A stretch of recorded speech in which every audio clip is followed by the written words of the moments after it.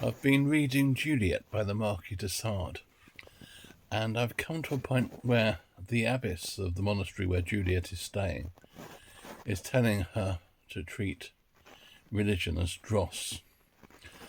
And I'm coming in halfway through her arguments because what I've come up to now is too good not to read aloud. After devoting a rapid glance to the absurd ideas entertained upon the subject by all the peoples of the earth, I finally arrive at the doctrines espoused by the Jews and Christians. The former speaks to me of a God, but they refuse to give me any account of its origins. They give me no idea, no definite image of him, and with what regard the nature of this people's overlord, I obtain nothing but puerile allegories, unworthy of the majesty of a being whom I am invited to accept as the creator of all. 'Tis only in offensive contradictions this nation's lawgiver talks to me of his God, and the terms of colours he uses to describe him are much apter to make me abhor than to get me to serve him. Seeing that it is this God himself who speaks in the Bible they allude to in their struggle to explain him, I ask myself how, in providing concepts of images of himself, a God could possibly have chosen those which could only excite a man to despise him. Puzzled by this question, I decided to consult these books with greater care. And what am I to think when I cannot avoid remarking, as I inspect them, that not only could they never have been dictated by the mind or spirit of a god, but that forsooth they were written down long after the death of the personage who dares affirm he transmitted verbatim God's own phrases. So that's the nonsense they're peddling.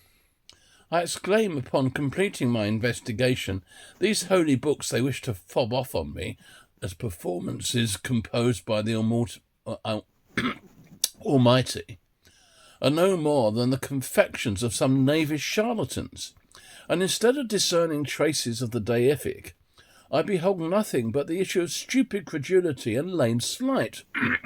And indeed, what more abject ineptitude is there than this of everywhere depicting in these books a people chosen of the Lord it has just fabricated for itself, of anointing far and wide to all the world's nations, that it is to none but these squatters in a desert the Almighty speaks, that it was only in their fate he took any interest, that it is for their sake only he tampered with the motions of the stars, splits the seas, showers down manna from the skies, as it would not have been far easier for this God to penetrate into their hearts, enlighten their minds, than to disturb the smooth operations of nature.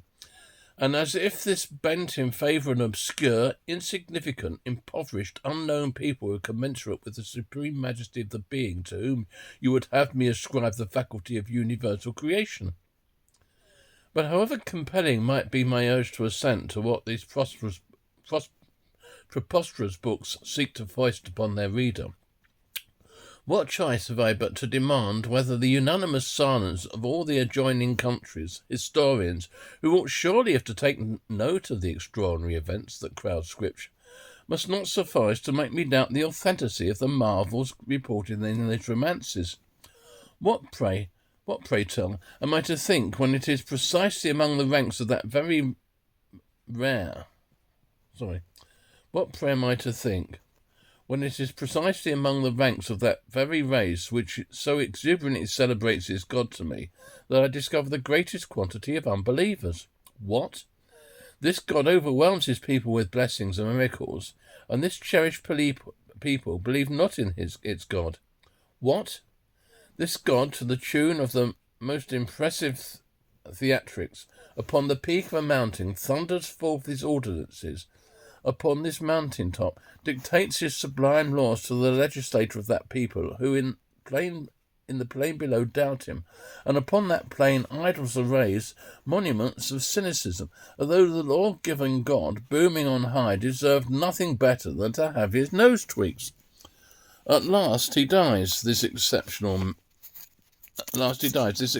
man who has just offer the Jews such a magnificent God. Yes, he expires, a prodigy coincides with his death. By this abundance of unparalleled occurrences, this majesty of this god is doubtless to be stamped eternally on the memory of the race with which it has been witness to his greatness. A greatness the scions of those who watch the spectacle are later to prove reluctant to acknowledge, but less gullible than their forebears. In a few years, idolatry uptilts the precariously seated altar of the God of Moses, and the unhappy oppressed Jews remember their ancestors' chimera only once they have regained their freedom. New leaders therewith begin to sing the old song, but unfortunately these prophecies are not borne out by developments. The Jews, these new leaders declare, shall prosper so long as they remain faithful to Moses' deity. Never did the Jews show him greater respect, and never did sorrow dog them more cruelly.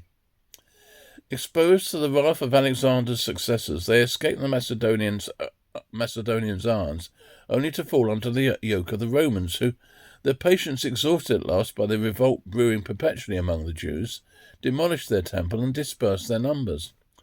And this is how their God serves them. That is how this God who loves them, who solely for their benefit meddles with the order of nature, that is how he deals with them.